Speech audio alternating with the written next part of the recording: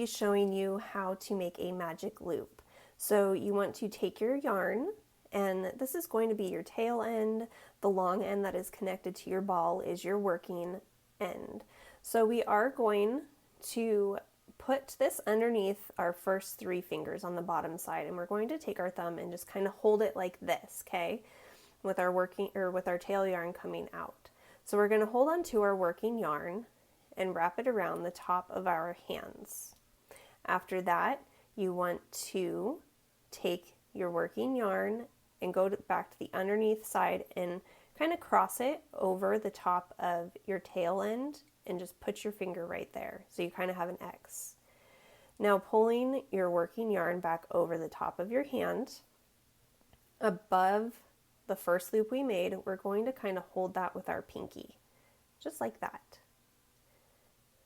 Now you're going to take your hook underneath the first loop going from your fingers in, and you want to grab the back loop and pull it underneath the first, just like that. Now this is still our working yarn that is connected to the ball.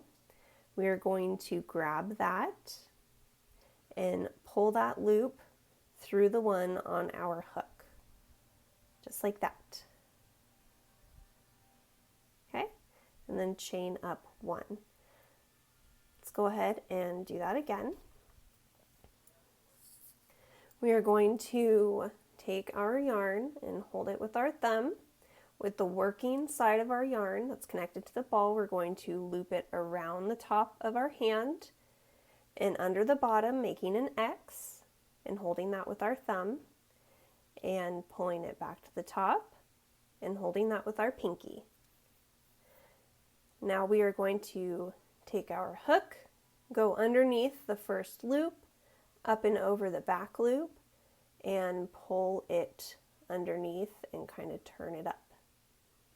Now we're going to grab our tail end, the end that is connected to the ball over here, and pull that through the loop on our hook, just like that.